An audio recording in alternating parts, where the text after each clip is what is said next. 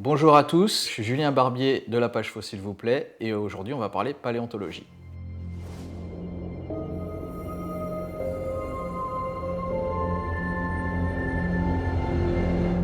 Aujourd'hui on va parler d'un animal que j'adore qui est Caprosuchus, qui est un fossile assez exceptionnel. On va s'intéresser à cet animal parce que souvent on dit beaucoup de bêtises sur lui, notamment sur internet et les réseaux sociaux.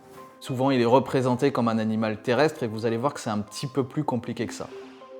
Si on prend la page Wikipédia de l'animal, on va se rendre compte qu'il y a pas mal de petites erreurs. Vous verrez qu'à la fin, on dit que l'animal a des jambes plus grandes que la plupart des crocodiliens et c'est pour ça qu'il est terrestre. Sauf que, il est connu uniquement par son crâne. Donc c'est difficile de savoir à quoi ressemblaient ses pattes. On peut se baser uniquement pour Caprosuchus sur la publication de Sereno. Sereno et ses collaborateurs ont fait une publication sur les crocodiles du Crétacé du Sahara. Et c'est là qu'apparaît Caprosuchus. Paul Sereno est un paléontologue américain qui va fouiller régulièrement au Niger, chercher des crocodiles fossiles, des dinosaures, avec des équipes pluridisciplinaires. D'ailleurs, fort merci Didier Dutheil parce que grâce à lui, il y a plein de Français, des étudiants comme des paléontologues, qui vont fouiller avec Paul Sereno dans le désert du Niger, même s'il fait plus de 50 degrés pendant qu'ils sont en train de gratter. Il a fait une description complète du crâne. Il n'a pas forcément fait une grande phylogénie ou d'études sur l'animal, mais vraiment une description complète qui peut être réutilisée pour les autres chercheurs. Et dans cette publication, on voit bien qu'effectivement, il n'y a qu'un seul crâne pour l'animal. Là aussi, je voudrais dire qu'il y a quand même 2-3 petites choses qui m'ont fait tiquer sur cette publication. La première chose, c'est que le crâne fait environ 50 cm. Apprenez à mesurer vos doigts. Moi, j'ai 19 cm ici. Ça vous permet de mesurer des choses dans la vie de tous les jours. Donc ça fait ça. Plus ça, voilà, ça fait à peu près ça comme crâne. Si vous avez un crâne de 50 cm, vous n'avez pas un corps qui fait 6 mètres, parce que dans la publication, on estime l'animal à 6 mètres. Si on prend un alligator actuel avec un crâne d'environ 60 cm, ça nous fait un animal de 4,20 m, 4,50 m. On imagine mal Caprosuchus avec un crâne de 50 cm faire 6 mètres. On est plus sur un animal qui ferait 3,50 m maximum. La deuxième chose, c'est que Sereno dit que cet animal a une position des yeux qui est typique des animaux terrestres, donc cet animal est terrestre. Sauf que là, Sereno, il oublie totalement le reste de la morphologie du crâne et il ne se base que sur la forme des yeux, ce qui est d'ailleurs très discutable. Donc ce que nous allons faire, nous, c'est ce qu'on appelle de l'anatomie comparée, qui a été inventé par Georges Cuvier. Non, qui a été inventé par Tyson. Non, pas celui-là. Celui-là. On va tout d'abord commencer par les arguments qui font que c'est un animal terrestre. On va revoir par exemple la position des yeux, et là on se rend compte que effectivement il a les yeux légèrement sur le côté, mais quand on regarde l'animal de face, on a une vision qui est stéréoscopique, typiquement comme celle des crocodiles qu'on a actuellement, et si on prend un crocodile du Nil, on verra que la position des yeux est légèrement décalée sur les côtés, mais que ça n'empêche pas une vision stéréoscopique. Le deuxième argument à la vie terrestre, c'est la forme des dents. Il est hétérodonte, c'est-à-dire qu'il a des dents qui sont différentes, et les dents ne se ressemblent pas toutes. C'est une chose qui est typique des crocodiles terrestres. On voit beaucoup de dents qui ressemblent à des canines et d'autres dents qui sont beaucoup plus petites, et Caprosuchus ne déroge pas à la règle. Par contre, on connaît quand même certains crocodiles terrestres qui sont homodontes, c'est-à-dire que toutes les dents se ressemblent, par exemple comme Cebecus. Vous allez me dire aussi qu'il y a quelques crocodiles aquatiques qui ont des dents hétérodontes, mais là, ce sont surtout des animaux durophages, donc ils ont des dents pointues à l'avant et très bulbeuses à l'arrière pour casser des coquillages, des coquilles ou des choses comme ça. Et là, c'est pas du tout le cas, donc on peut pas prendre ça comme argument. Donc effectivement, l'hétérodontie est un argument qui est relativement fort pour dire que Caprosuchus est un animal terrestre. Par contre, quand on regarde la forme des dents, chez les crocodiles terrestres, comme chez les théropodes, comme l'allosaure ou le vélociraptor, on a les dents qui sont en forme de couteau. Elles sont latéralement aplaties et elles sont crénelées. Chez Caprosuchus, on a des dents crénelées, effectivement, sauf que les grandes dents qui ressemblent à des canines, elles sont légèrement bombées. Donc là, on peut se poser la question, est-ce que c'est un animal terrestre dont la morphologie va s'adapter à un milieu aquatique, ou est-ce que c'est un animal aquatique dont la morphologie va s'adapter à un milieu terrestre ? Chez les crocodiles, comme d'ailleurs chez les temnospondyles ou chez les poissons qui ont des crânes relativement épais, on a ce qu'on appelle des ornementations dermiques.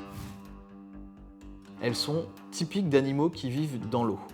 On ne sait pas très bien à quoi ça sert, mais à chaque fois qu'on a un animal avec un crâne très épais, on a les ornementations dermiques qui apparaissent. Eh bien, chez Caprosuchus, on a ces ornementations dermiques. Donc c'est un argument très fort pour dire qu'il est aquatique. Chez Caprosuchus, on a un palais secondaire, c'est-à-dire que ça nous permet de fermer la bouche et de respirer. C'est très utile pour les crocodiles parce que quand on est dans l'eau, qu'on a le nez qui dépasse, on peut respirer parce que les crocodiles n'ont pas de lèvres, ils ont la bouche qui n'est pas étanche, donc l'eau rentre dans la bouche. Ils ont un petit clapet au fond de la gorge qui se ferme, et s'ils n'avaient pas ce palais secondaire, ils ne pourraient pas respirer. Si on prend le cas de la plupart des dinosaures, et plein d'autres animaux d'ailleurs, quand ils respirent, les narines arrivent directement dans la bouche et donc l'air passe par la bouche. Chez les crocodiles, il n'y a pas ce système-là et c'est super pratique. Petit aparté, chez les mammifères, ça a apparu et ça a permis, on suppose, de téter.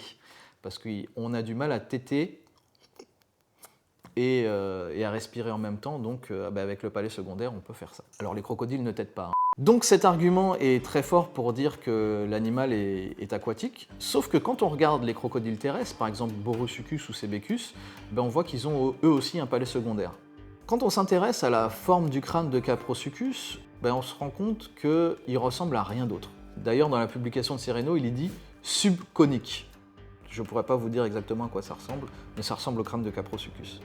Chez les crocodiles terrestres, on a un crâne qui ressemble pas mal au crâne des théropodes carnivores, c'est-à-dire qu'il est latéralement aplati. Et chez les crocodiles aquatiques, on a un crâne qui est horizontalement aplati. Chez Caprosuchus, on a une sorte d'intermédiaire entre les deux, sauf que quand on regarde le crâne en vue dorsale et qu'on le compare à un alligator, on voit que ça ressemble vraiment à celui d'un alligator, et quand on le compare à un crâne de crocodile terrestre, par exemple Sebecus, là on se rend compte que le crâne ne ressemble pas du tout à celui de Sebecus. Donc là, c'est un argument qui est très fort parce que quand on a un animal terrestre qui veut mordre sa proie, on a besoin d'une grande force et que la mâchoire ait un bon soutien. Et donc la forme du crâne latéral avec une morsure qui est verticale permet d'avoir une grande puissance dans la mâchoire. Avoir une mâchoire très très large permet d'avoir une grande prise des dents au niveau de la proie et donc après de l'attirer dans l'eau et pouvoir après la consommer plus tranquillement. Donc du coup, là, on a un argument qui est très très fort pour montrer que Caprosuchus est un animal aquatique. Au niveau des orbites et des narines, on se rend compte que Caprosuchus ressemble plus à un crocodile du Nil qu'à un crocodile terrestre. Les yeux de Caprosuchus sont surélevés comme ceux du crocodile du Nil et que les narines aussi sont surélevées comme ceux du crocodile du Nil. D'ailleurs, les yeux et les narines de Caprosuchus sont bien plus surélevés que ceux du crocodile du Nil, donc ça montre bien ici qu'on a un animal qui était très adapté au milieu aquatique. Quand on regarde d'ailleurs les narines, on voit qu'elles sont à l'horizontale et que du coup l'animal respire vers le haut. Et c'est une caractéristique vraiment typique des animaux aquatiques. D'ailleurs, les cétacés ont leur narine qui est carrément arrivée au niveau du haut de la tête, ce qui est très pratique pour respirer. Alors que chez les crocodiles terrestres, on a les narines qui sont vers l'avant. Pour un animal terrestre, c'est bien pour pister sa proie, c'est-à-dire qu'on a l'air qui arrive de devant, puisqu'on ne va pas aller chercher sa proie par derrière, et quand on a besoin de renifler le sol pour renifler les odeurs de sa proie, si on a les narines vers le haut, ça touche pas le sol et c'est pas très pratique. Caprosuchus possède quelques caractères uniques. Il a comme des petites ailettes derrière la tête, certains disent que c'est des cornes, mais bon, elles sont très aplaties vers l'arrière, et là on peut pas vraiment dire si c'est une adaptation à la vie aquatique ou terrestre, c'est juste là. Ça a sûrement une autre fonction, ou ça n'en a peut-être même pas, mais du coup ça nous donne juste aucune indication. Autre caractère unique de l'animal, on a vu que sur le bout du museau il y a des rugosités.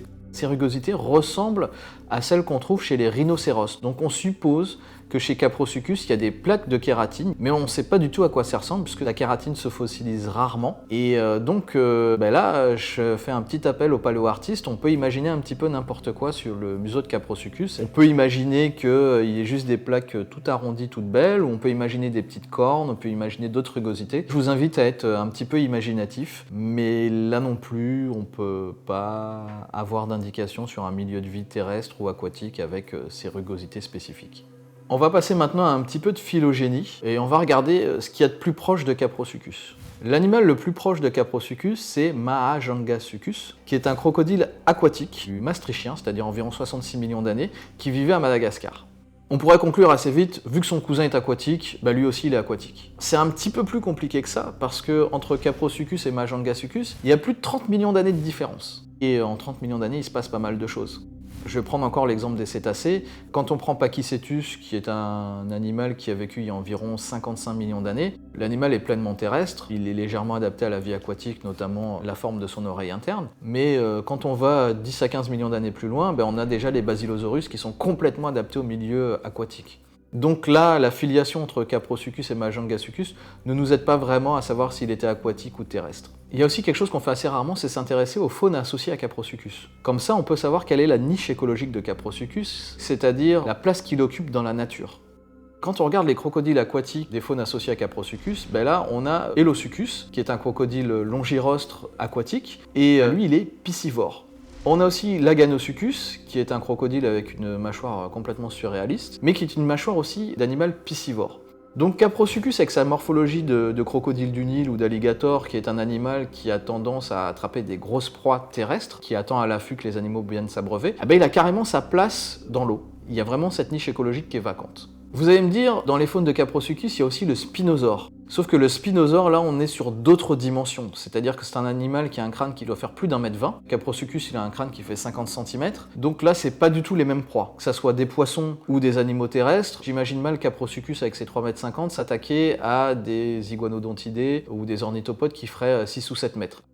Sur la faune terrestre, on a des crocodiles terrestres. On a Anatosuchus, on a Aripésuchus. Sauf que là, en termes de taille, ils sont vraiment beaucoup plus petits. On a aussi des très grands théropodes prédateurs qui font la taille d'un allosaure ou même d'un T-Rex. Et là aussi, on est sur d'autres échelles de taille. Par contre, on a Rugops, un théropode qui fait environ 3-4 mètres de long, qui fait la taille au garrot d'un humain. Et donc là, on a vraiment un animal qui, si Caprosuchus était terrestre, serait en concurrence avec lui. Ce qu'il faudrait imaginer ici, c'est que Caprosuchus, c'est un crocodile du Nil, et Rugops, ce serait plutôt un lion. Voilà. Donc c'est des animaux qui mangent les mêmes proies, mais il y en a un qui est totalement terrestre et qui les attaque sur Terre, et l'autre les attaque quand ils s'abreuvent. On a vraiment une séparation des niches écologiques qui ferait que Caprosuchus serait vachement plus adapté à vivre dans l'eau, puisque dans l'eau il n'a pas de concurrence, alors que sur Terre il a beaucoup plus de concurrence. Certains vont me dire pourquoi on ne ferait pas des études isotopiques de l'animal, parce qu'avec les études des isotopes, on peut savoir si les animaux sont marins, d'eau douce, terrestre. Même chez les herbivores, on peut savoir s'ils mangeaient plus des feuilles ou de l'herbe. Et donc effectivement, avec les fameuses études delta O18, d'oxygène, on pourrait savoir si Caprosuchus vivait dans l'eau ou pas. Le problème, c'est que Caprosuchus, il est connu par un seul crâne. Quand on fait des études d'isotopes, il faut prendre une partie du crâne, donc on risquerait d'abîmer le crâne. Le deuxième problème, c'est que le crâne est à Niamey, au Niger, et donc ils n'ont peut-être pas les technologies qu'il faut pour faire cet échantillonnage. Par contre, on peut échantillonner l'animal et partir en Europe ou en Amérique du Nord pour faire les analyses, ou même en Afrique du Sud d'ailleurs. Mais bon, pour l'instant, c'est pas dans les projets, donc il faudrait peut-être qu'un jour on se décide, comme ça pourra répondre à la question. En tout cas, si on se base sur le crâne de Caprosuchus, pour l'instant, on voit que c'est un animal qui est plus aquatique que terrestre, et on va faire un petit récapitulatif. Donc vous voyez sur le tableau, j'ai mis des petites croix qui montrent que on voit qu'il y a des arguments qui sont pour les deux, c'est-à-dire qu'on voit que l'animal n'est pas plus terrestre qu'aquatique, et on voit que tous les arguments qui veulent montrer en général que l'animal est terrestre montrent aussi qu'il est aquatique. Et puis on a quand même pas mal d'arguments qui montrent que l'animal n'est uniquement qu'aquatique. On peut dire en conclusion que Caprosuchus, au vu de son crâne, est un animal beaucoup plus aquatique que terrestre. Mais on n'a pas le post-crânien, et peut-être que quand on découvrira le post-crânien, on se rendra compte que cet animal est complètement terrestre, ou même complètement aquatique. C'est un peu ça le jeu de la science. Après, pourquoi tout le monde veut, le grand public, que Caprosuchus soit un animal terrestre? C'est parce qu'actuellement, les crocodiles sont pratiquement tous aquatiques. Quand on regarde le gavial ou le crocodile marin, ils sont complètement aquatiques. Donc on a très peu de crocodiles qui sont terrestres. Alors ça, c'est la vision qu'on a en général, parce que des crocodiles terrestres, il y en a plein. Borusuchus, dont je vous ai parlé tout à l'heure, qui vit dans une zone qui s'appelle le Boru, une zone où il y a énormément de crocodiles terrestres. C'est la faune de vertébrés dominants sont des crocodiles terrestres, alors que l'Amérique du Sud est une zone connue pour avoir plein de grands dinosaures à cette époque-là, à la fin du Crétacé. On a aussi Razanandrogobé, j'espère que j'ai bien prononcé, qui est le plus ancien notosuchien, qui date du Jurassique, qui est un animal qui fait à peu près 6 mètres de long, qui a des dents broyeuses comme le T-Rex. Et puis le plus cool de tous, je pense le plus cool de tous les crocodiles terrestres, c'est quand même Armadiosuchus. Parce qu'Armadiosuchus, c'est un crocodilien terrestre qui a une carapace d'ostéoderme qui ressemble totalement à celle d'un glyptodon ou d'un tatou, et c'est pour ça que son nom Armadiosuchus veut dire le tatou crocodile. Donc vous avez plein de crocodiles terrestres et vous n'avez pas besoin de faire de Caprosuchus un crocodile terrestre. Ce qui est pour moi intéressant chez Caprosuchus, c'est que c'est un animal qui a des caractères intermédiaires. Et en paléontologie, les animaux à caractère intermédiaire sont des animaux qui prouvent l'évolution, que ce soit d'une espèce à l'autre, que ce soit d'un groupe à l'autre, que ce soit d'une écologie à l'autre. Et chez Caprosuchus, là, on a vraiment un animal intermédiaire entre une écologie terrestre et une écologie aquatique. Et c'est ce qui est vraiment le plus intéressant chez cet animal. C'est un animal qui prouve l'évolution, et souvent quand on essaie de prouver l'évolution, on a tendance à vouloir le prouver chez les primates, mais il faut le prouver aussi chez les autres animaux. Et là, Caprosuchus, typiquement, montre bien des caractères intermédiaires entre les crocodiles terrestres et aquatiques, et donc là, on a vraiment une preuve d'évolution chez les crocodiliens.